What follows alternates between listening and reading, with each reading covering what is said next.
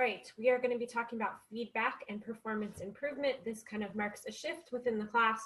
We will start for the rest of the class content, be looking at feedback, evaluations, and assessments, specifically with the environmental rating scale, which we will start our work with next week. So if you have not bought that or found it or borrowed it or seen it at the library, go ahead and grab it now. It's a specific little book that you will need. It looks like this. There's a early childhood environmental rating scale. There's an infant to toddler, and there's a school age one as well. You can use either of those, any of those three. If you are still a little bit confused, please make sure that you watch the video called End of Semester Video. It's on Canvas this week in this module. Please check it out. It's only about 10 minutes, but it gives you very, very, very important information about the rest of the semester, so please check it out. So like I said, it's now a shift in the class. We're really going to be looking at feedback and improvement this week, but we're also going to be kind of shifting gears and looking at assessment evaluations, feedbacks, and improvement for the rest of the course content. So specifically, this lecture will be about helping teachers and employees who need to improve their performance or just give them feedback as the program is progressing, and then also how we can use some feedback just for our programs as well. So employee feedback should, I think, be part of the professional development system that you might have built. And I know we wrote a little bit about that previous in the semester, but it might be really good to go back if you get any good ideas or you're thinking about it more about how you see professional development and how is feedback part of that system. We already did kind of write about how we would give feedback once or twice a year, but hopefully the rest of this semester or this class or this lecture will give you some ideas about positive and construction feedback. And then working on weaknesses as well, making sure that it's constructive about things that we can change, and also positive to shout out or recognize when we see really good work as well, because sometimes we like to focus more on the negatives, and it's always great to shout out the good things we see employees doing. So I think there's a couple ways that you can do it. There's always informal feedback, and that's typically like in the moment. So if I see somebody in the moment and they're out of ratio, there's too many children to staff, or they're not appropriately supervising, or they're not doing family style dining. Off to the side, hey, can I help you with that? Or in this program, you know, we do family style dining because just a constructive and kind word about changing their performance can be really helpful. You do have to have practical considerations about who's in the classroom, because sometimes teachers don't want to have feedback in front of other people. And if you know that about your staff, you can still give them formal feedback, but you can make sure that you have a quiet word with them somewhere else or at a different time or out of the earsight of somebody that's hearing them.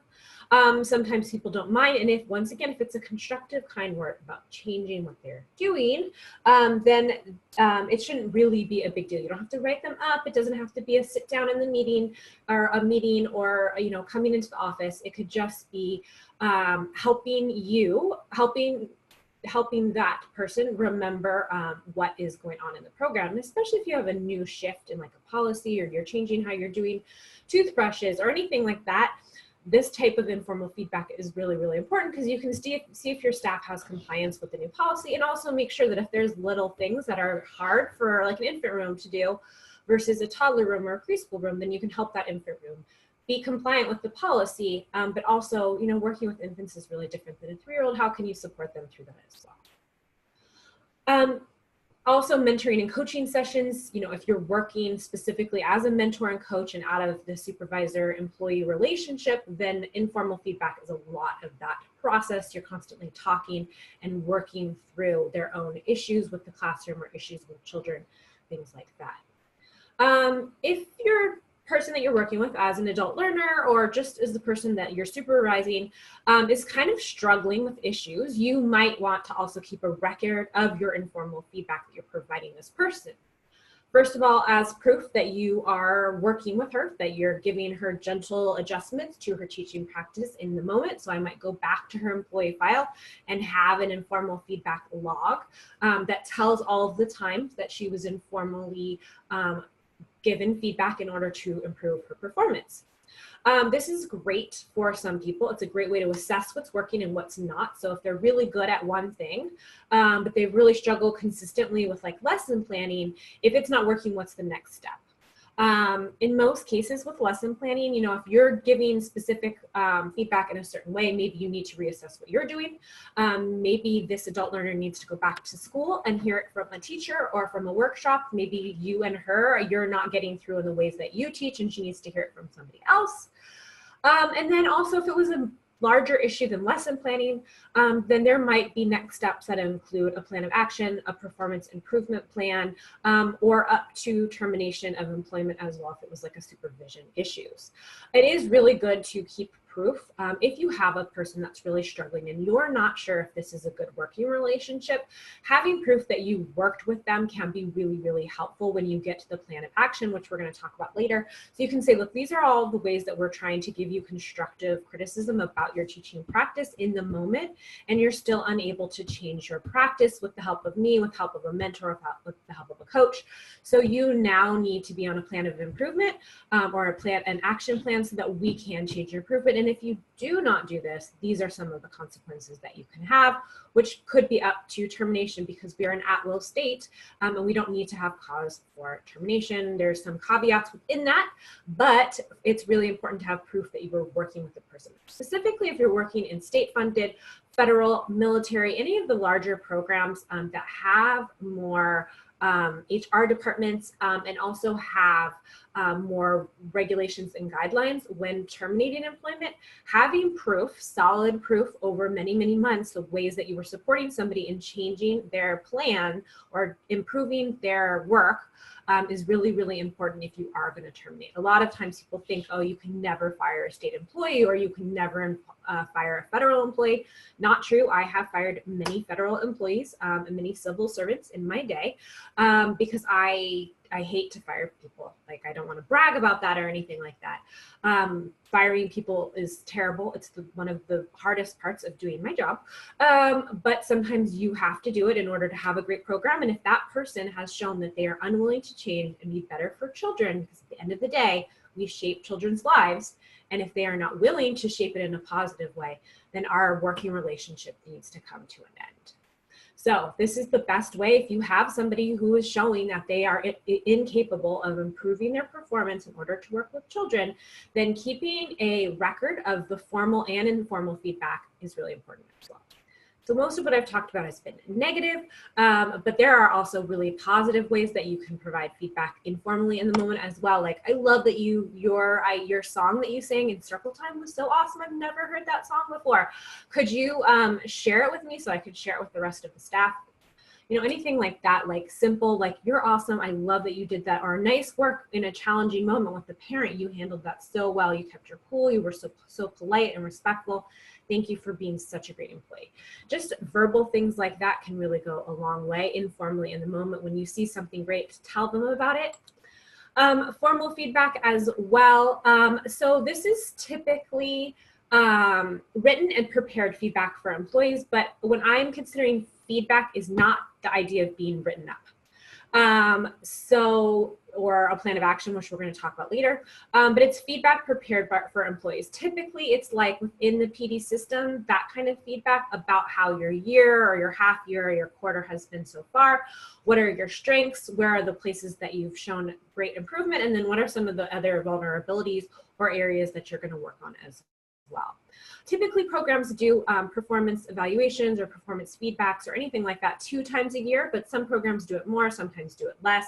I think you need to do it at least 1 time a year. I think that really helps staff know they're standing with you, to open those communication channels about the working relationship, about how well the person feels that they're doing or doesn't feel that they're doing, the more support they need. It's just an opportunity to kind of sit down with the management above them and reassess what's been going on as well.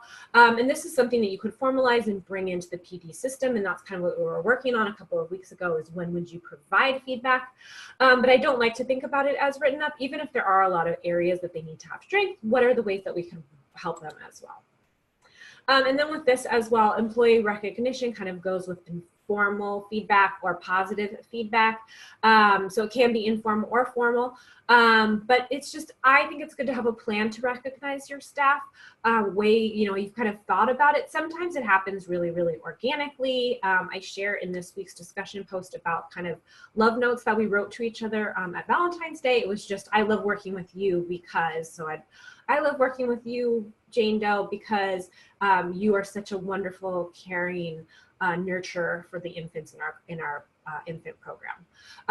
And then it kind of blossomed into this whiteboard, was just taken over all year long with anybody wanted to shout out a friend or a coworker, then they would just do that on this whiteboard. But it started kind of in this organic way of celebrating people during the month of February. But I do think sometimes having a plan, or even knowing like when you're going to have a stressful time, like when DRDPs are due, it's our ratings. It's kind of like a big portfolio we have to do for all children. If you're unfamiliar with them, quite a lot of work. It can be really stressful planning to recognize staff in those kind of crunch moments when they're trying to get them all done, getting them out of the classroom so they can do it, but also, handing out candy bars or Cokes, or, saying, keep it up, thank you so much, or anything like that in crunch times can be really great. Celebrating happy birthdays. If people are interested in having their birthdays, not everybody celebrates their birthday or doesn't want their age broadcast. You need to be a little sensitive when you do any employee recognition. My husband has an employee who hates employee recognition. So they have a staff meeting every morning before they go into kind of their workflow, and they shout it because it's a really large floor. It's like a processing department. So before they kind of start that, or at midway through, they'll all take a break and they'll talk about what issues they need to resolve on the floor that day. And then they shout out somebody typically every day as well. And then they have big flat screens throughout, because it's like a processing center. They'll have like in between the actual work of the day and the things that they're having to do as like a really large group of like 100 people. They'll also like have pictures of people, of like new babies that were born, or birthdays that were happening. So one day they shouted out somebody on her birthday and she went like crimson red. She had tears in her eyes. So like the next day my husband was like, hey, we wanted to just wish you all a happy birthday. And she was like, I'm so shy. Having 150 people saying happy birthday to me is like my nightmare. I just really don't like it. And he was like, we will never shout you out ever in front of all those people ever again. And she's like, thank you. And he was like, if it ever changes and you want us to recognize you for anything, like if you've done a great job. And she was like, no, if it changes, I'll let you know. But for the most part, please don't ever like make me the focus of attention in those types of meetings. It's really mortifying to me. So then he let all the other supervisors know. And then they just kind of have in her employee file, they have a note that she does not like to be recognized in front of groups of people. And they understand that like the staff potlucks, or the employee picnics, anything like that, she just doesn't attend. It's just not something that is within her personality, and she's not docked for it. That's just kind of who she is. She's a fantastic employee. She just doesn't want to do that type of stuff. And that's great. Most people do, but not everybody. So knowing who your staff is as well. Cheers from your peers. That's kind of what that February love note thing kind of started out, was us as employers telling our employees what we loved working with them. But then peers got into it, coworkers got into it. And so they kind of took it over throughout the year, and they'll just shout out a coworker that they love. Ask your employees what they would like. Do they want to have potlucks? Do they want to have coffee one day a month? Do they want Starbucks card? Like what do they want?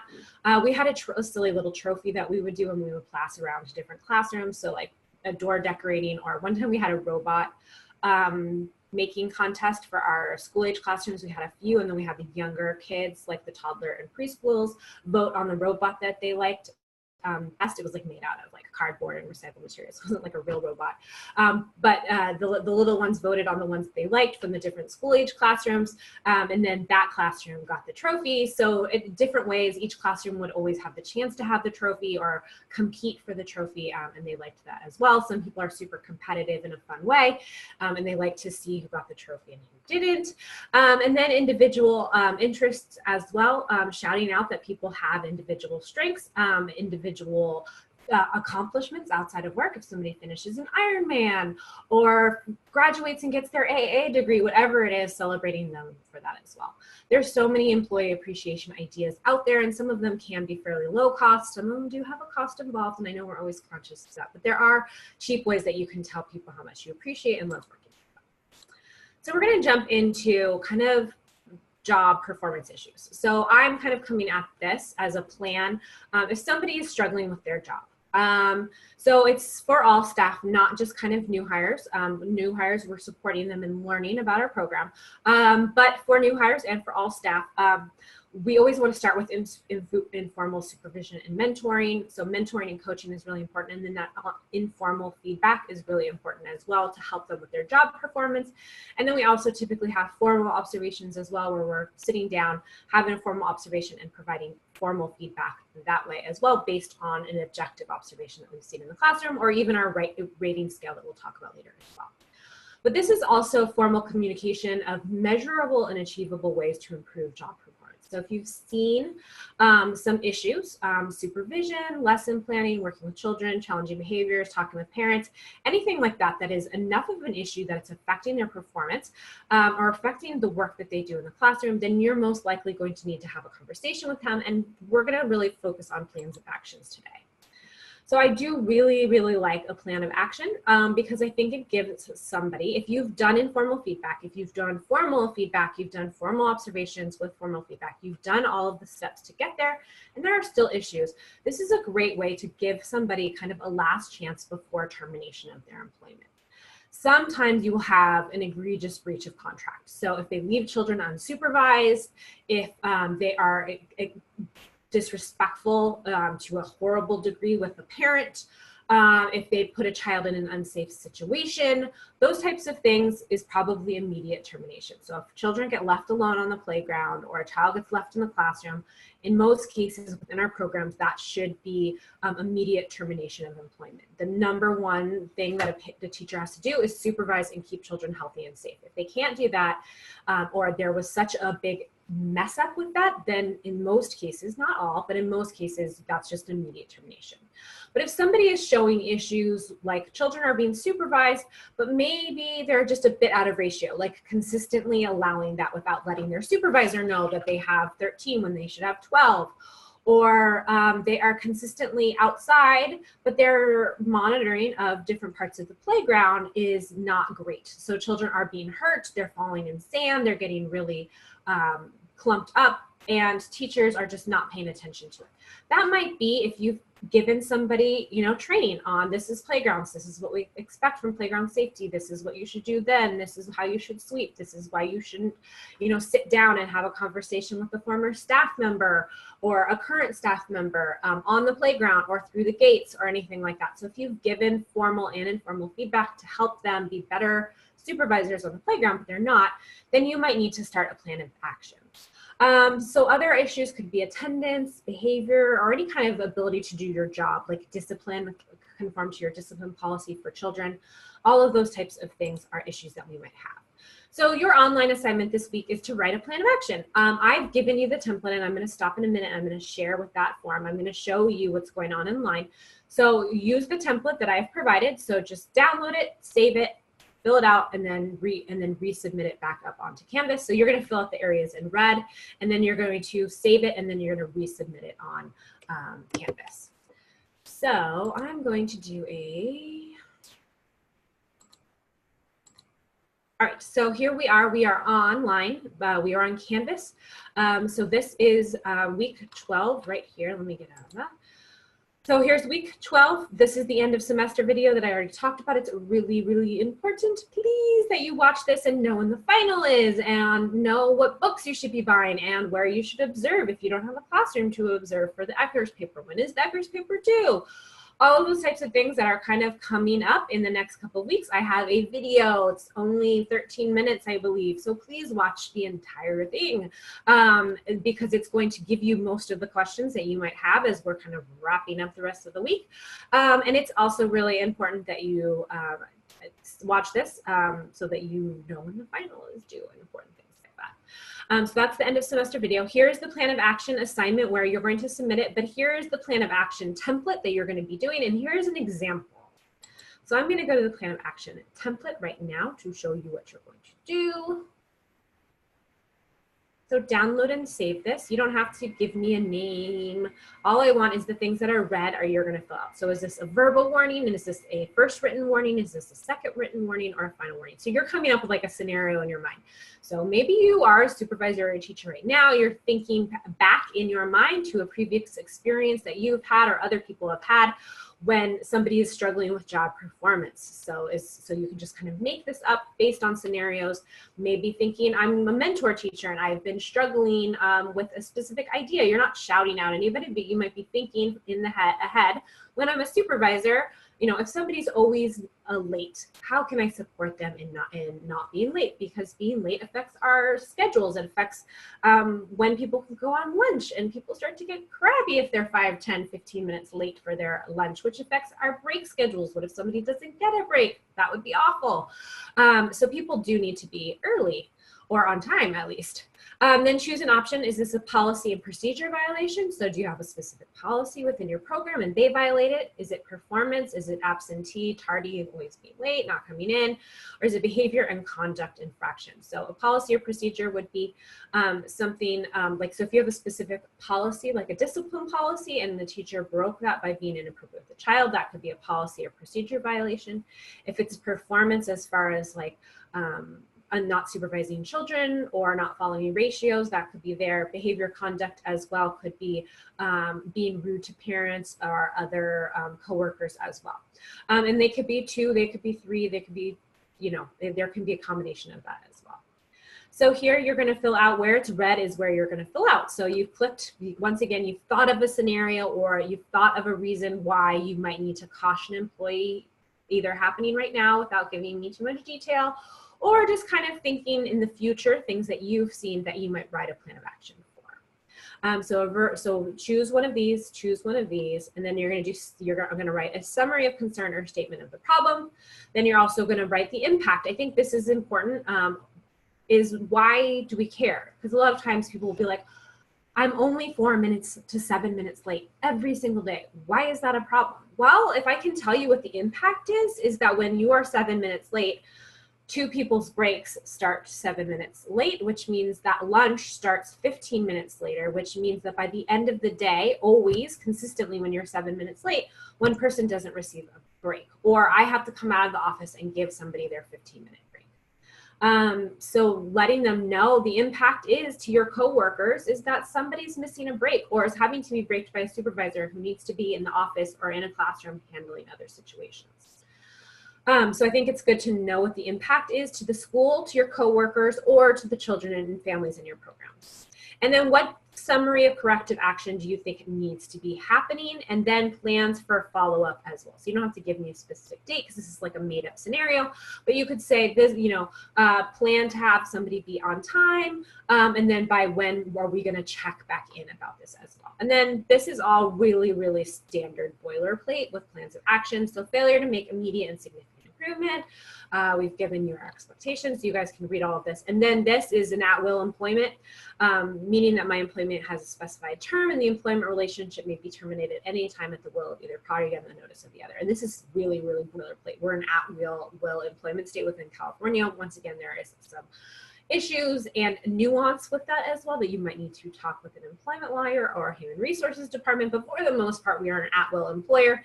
And so typically when you're doing plan of action, you keep this type of information on there and then the employee signs and you sign as well, because this really kind of helps somebody see you've been given informal feedback, you've been given formal feedback, and you are now at the point where you need to take substantive action because this is the impact of the program. And this is the day that we want you to change your behavior. And if you don't, I'm just reminding you what kind of employment standing you have. And I make it fairly clear. If you are not able to comply with this by that date, you are going to lose your job. So if you cannot be signed in at 8 a.m. every single day, then after this, like the next time that you're late, you're no longer going to have a job. So I'm fairly specific about it. For some programs, and you might have to work up to this. The first time that I did plan of actions, they were really poorly written. And then the plan of actions didn't really stick because there wasn't like a follow-up date, or I wasn't specific about what I wanted to see, or I was really loosey-goosey with the rules. For the most part, I'm not a huge stickler, but if you're doing something that's affecting the health of my program, so children are being harmed, children are not being treated with respect, and neither are parents and families, then I always have my utmost responsibility to the program. And I have gotten much better at doing these plans of actions. And that's why we have an assignment kind of built around writing them as well. So you might want to see an example. So I have provided an example on Canvas for you. It's right here. So here's an example plan of action. So mine is on being late or being tardy. So if you're going to write about that, what you write about needs to be your own take on being late. So once again, the highlighted areas in red are going to be where you're going to write your own plan of action for a fictional employee in a fictional situation or something that you're interested in. So this is an example, so you can pick one or two. Second, written warning, subject, and then why as well. So since your written warning, so the prior discussion are warnings on this subject. Since your written warning on, like we could make a date, you have been exhibiting a pattern in which you have reported to work anywhere from 5 to 30 minutes late. So in this section, I describe if there are any prior issues and how it was brought to the employee's attention, if it was brought to my attention. It's not hard to know when somebody's late. They're not clocking in on time, or everything in your program is coming to a halt when that person is 5 to 30 minutes late. Summary of concern or the statement of the problem. So this might be like, why is it a problem? So this is where like the impact on your coworker, things like that. As part of the measure of employee performance, an employee is expected to report to work on her shift time to maintain appropriate child supervision ratios. Although you have demonstrated some of the skills and abilities required to perform the duties of a teacher, you've not met the organizational performance expectation on a consistent basis. Since your written warning, you have been exhibiting a pattern of behavior in which you're reported to work anywhere from 5 to 25 minutes late. Additionally, there are twice the number of occurrences on Friday than any other day of the week, with 8 on that day over the past year. So I'm detailing because typically you can look at your clock in and out on the computer. So you have been exhibiting a pattern of being 5 to 30 minutes late. And then because typically you can track these types of things, you can see that on Fridays it's happening a lot, or maybe it's happening on Mondays. And then if there are 8 on Fridays in the past year, this is where you want to really detail the concern. You want to tell this person, why is this like such a problem? And that you have some information on it. It's not just like a subjective, like, I think you're being really late. It's a very objective. These are, and I can even pull up on the computer and show you all of the days that you're late as well. Then impact to the classroom and a violation of the staff. So once again, how does lateness affect families, children, and staff? Not only is the number of late arrivals to your department excessive, it adds extra burden to your peers when attempting to provide appropriate ratios and supervision in the classroom. Your tardiness also impacts timely breaks for the rest of the staff. So maybe some people are missing breaks, or they're going to lunch much later than they need to because this person is 30 minutes late and they're your breaker for the day. Then summary of corrective action to be taken, and this is dates for improvement and plans for follow-up. So I need you to give me at least 2 ways to improve the issue. So it is imperative that you focus on the following tasks. Develop a plan of action to report to work on time and schedule. So this is a personal plan of action. So do you need to have all of your clothes sled out for you? Do you need to check Waze to make sure that traffic's not terrible? What are the ways that you're going to handle your own business at home so you show up? You're also going to schedule time off at least 2 weeks in advance with your supervisors, and you're going to also be aware of the impact that you have on your team and when you report to work late. What I'm missing right here is when we will meet again. So I even missed it on this web. So learn from my mistake and say we will meet again in 2 weeks or 3 weeks or a month to look at lateness and tardiness and see where we stand. Something like that about plans for follow-up as well. and then all of the regular boilerplate. And then in the real situation, she would sign, I would sign, we would date, and then I would have on my planner the day that we are going to look back at this, and I'm going to be checking how many times she's tardy as well. So that is an example. So if you use tardiness or like I did, please give different examples than I did as well.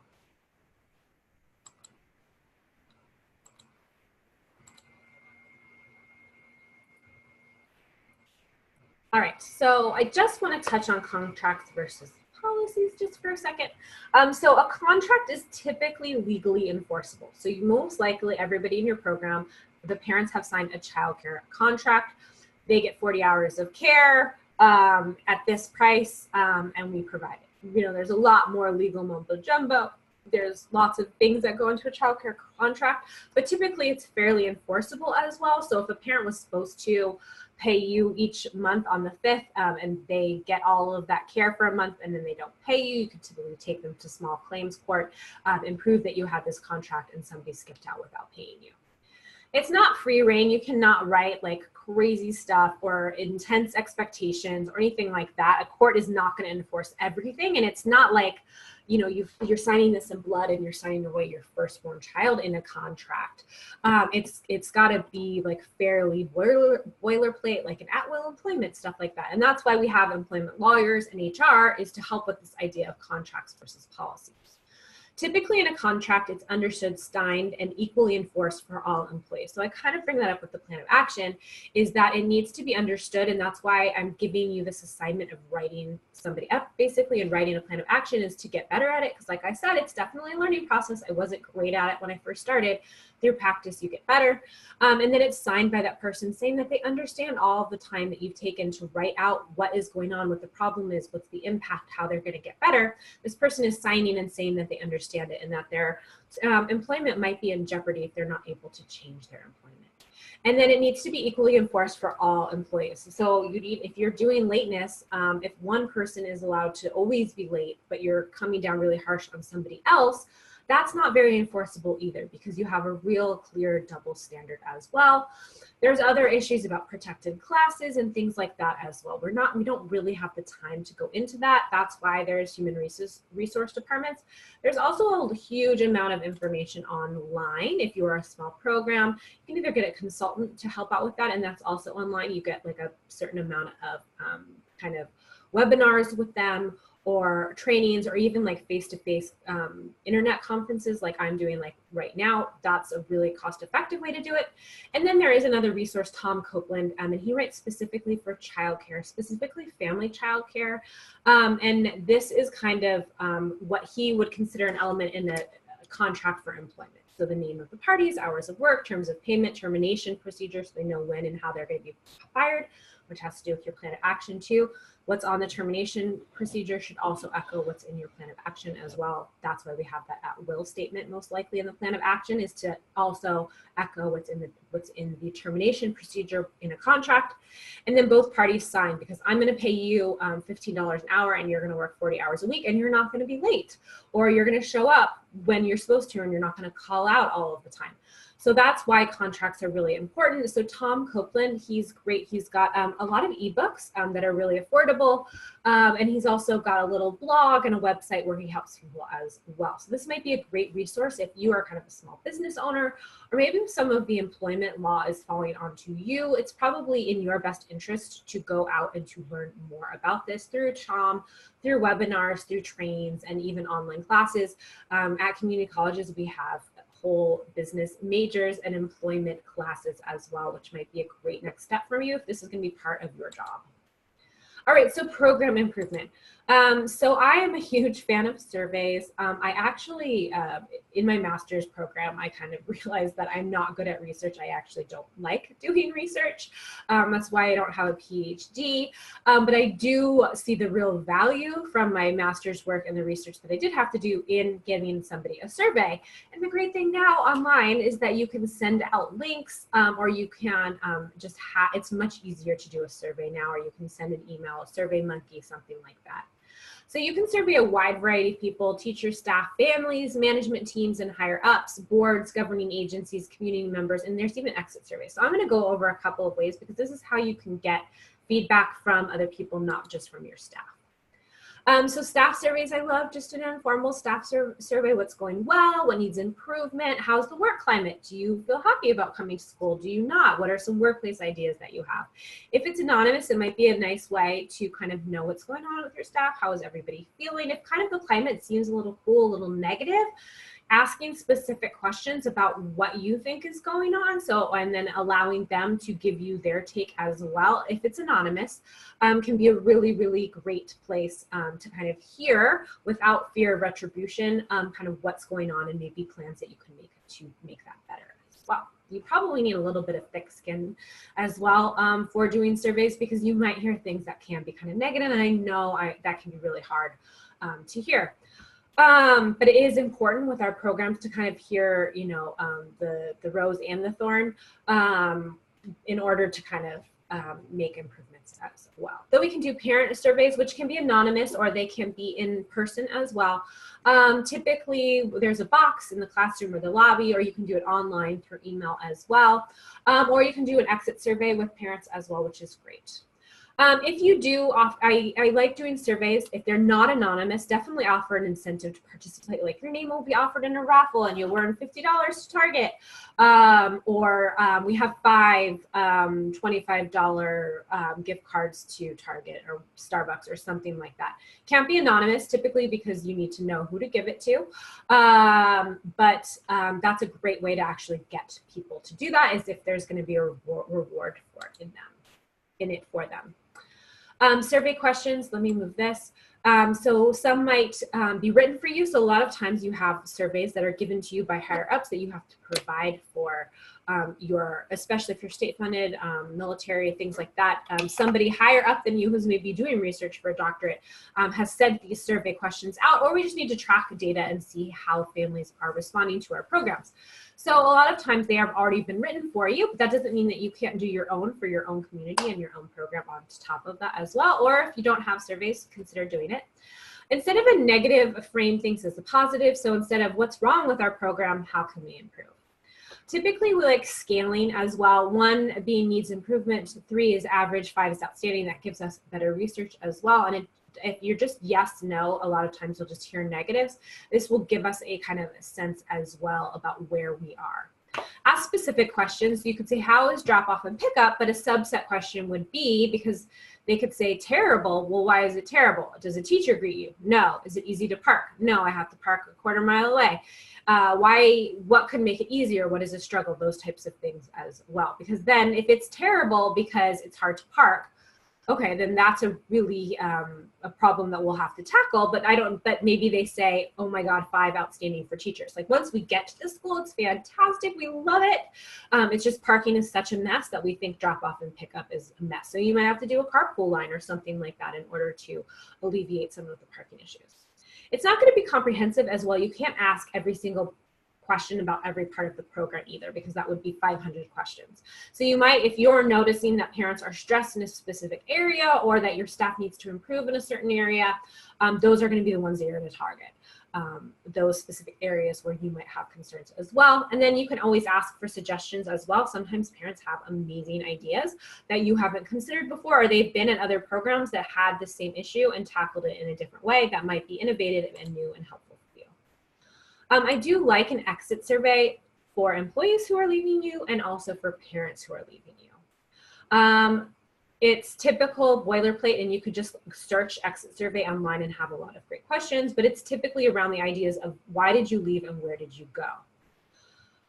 If you can interview or give parents a survey when they leave, it's great to understand why a parent left your program. If they're just aging out, that's different. But if they've left to go to Head Start because you're too expensive, or they don't like the hours that you have, or you're really good with price, but they don't think they're getting great service for the price that they're providing, and they think they can do it better, or they don't feel that it's that they're seen as a person, they're just seen as a number, and they want something more home-like. Whatever it is, it's great to learn about that from the eyes of a parent. The caveat is that you have to be really thick-skinned to either interview and talk to a parent about this or to give them a survey, because sometimes when they leave us, they're really mad or they feel disappointed or let down, and that can be hard to kind of hear for us. So not every program does this, but I think that it can be really valuable. When I have done it in the past, it's let me know what are some vulnerabilities of my program. A lot of times it would be an X8 survey and I would have it in my email for like a while, and then I would finally kind of get up the courage with a coworker and we would sit down and we would go over it, because you kind of need some support with those types of things if you're hearing not great stuff about your program. We could also do it with employees, and typically HR has an exit survey. When somebody leaves, they might sit down with them and ask them why they leave. Was it pay? Was it benefits? So that might be something your HR department could do for you, and you could hear that information from HR. Or if you don't have an HR department, you typically know why an employee is leaving you, but maybe having a little bit more objective information from them through a survey or through an interview where you prepare questions can let you take the temperature of your workplace climate. You know, if it wasn't pay or benefits, why are you leaving? Why does another program sound more appetizing than the program that you're in right now? What could we do to improve? That you also have to be really thick-skinned as well, hearing from employees where they're leaving you and not wanting to work with you anymore. Staff performance improvement. Like I've said earlier, we're going to start working on this environmental rating scale. If this is confusing to you or you need to have somebody to observe because you're not currently working in the field, please see the other video, end of semester video, that has all the information that you'll need there. ECHRS is something that rates a question, a classroom though, and so we have the Early Childhood Environmental Rating Scale, which is the ECERS, but I typically call it ECHRS. Then we have Infant Toddler Environmental Rating Scales, which is typically shortened to ITERS, and then the school age, which is SACRS. So if you hear me using those acronyms, I will try not to use them. That's typically what we call those in environmental rating scales. This is another great way to formally assess a program. It's typically tied into raises or job evaluations as well. So when I worked with Quality Preschool Initiative, I got a stipend at the end of the year. If I did an environmental rating scale, I did a health and safety scale with the YMCA. I did 3 workshops and like 4 coaching sessions, and then I got like $2,000 like bonus pay at the end of the year. It was fantastic. I actually was able to use that money to buy a car. So that is great when it's tied with incentives, because then I like to go on a Saturday and 8 hours to listen to something on our rating scale, not on rating scales, it was on observations. So that, like, they're doing that 3 times is not my like choice on a Saturday, but when it was tied with money, I was like, yeah, absolutely, I'll totally do this. So I'm just bringing this up as something that we're going to be working on for the next couple of weeks, and you'll be observing a classroom. Watch the semester video if you want to know where you can go do it, but this is a great way to improve our classrooms and our staff improvement as well, and that's what we're going to be working on. And then evaluating support staff. So this is like your janitors, your custodians, your admin assistants, if you're lucky enough to have them, and kitchen staff as well. So they should also do this. You're not going to spend as much time assessing, evaluating those types of staff, because you're more concerned with the teaching staff for the most part. But plans for development can really be helpful and standard and needed as well. So for our janitors and our custodians, making sure and assessing and evaluating and supporting them and making sure that chemicals are going to the right spot, like that could really have a negative impact on your program if they were making bleach solutions wrong or they were storing them incorrectly. That would be really terrible. So you've got to keep an eye on that type of stuff as well, and make sure that they've had the training and support they need in order to keep that program healthy and safe, because they're cleaning our classrooms and making sure everything's safe and healthy. Same with our kitchen staff, making sure that they have their kitchen trainings that they need, because they need to be in the classroom. They need to have very specific kitchen trainings and safe handling, and they need to know how to clean, and they need to know how to store foods. It's really important as well. So keeping an eye on that and making sure that they get out in order to do all of those trainings that they need and they're out of the kitchen. And then I like to survey them as well. So what are changes that they need to be like? Yeah, we've fixed this industrial fridge 3 times. I think it's on its last leg. It'll probably last us another 6 months. That's really important to hear from your kitchen staff, because you need to put that on the docket on your budget, because you're going to have to put in, you know, that's a significant output is an industrial fridge. And so that's a really important thing as well. And then, so what do our classrooms need? What do our programs need? What are their take on these types of things, so that you can support them as well? Because if they're fussing with the fridge every day instead of cooking, you know, the oatmeal and things like that, we want to make their lives easier, and we need to start thinking about some money that we can put towards that to have a really efficient kitchen, so that we're having healthy and safe food served to the children every day. And then you can also evaluate yourself as a director, and this is the program administration scale. That's similar to the environmental rating scale that we do for our staff. But it's great to identify areas of vulnerabilities for your own self. Typically, you're assessed by those higher than you, like a board, a governing agency, a program director, anything like that is typically assessing you as well. But even if they're not, or it's not, if it's great to assess your own self. And then if you can kind of get on top of it, like if they don't have regular evaluations of yourself, you could present it to them. And that might show them that you're a really kind of forward thinking, bright star within the program, that you're taking it upon yourself to always be striving for the best that you can be. And if you don't have anybody that's helping you independently improving yourself and your program, especially as a small business owner or somebody who's got a lot of responsibility with that, can be really, really helpful for your bottom line, to make sure that what you're doing as an administrator is supporting the health of your program, just financially, fiscally, management-wise, operation-wise, all of that as well. All right, so that is it for this week. I will see you guys online. Thanks so much.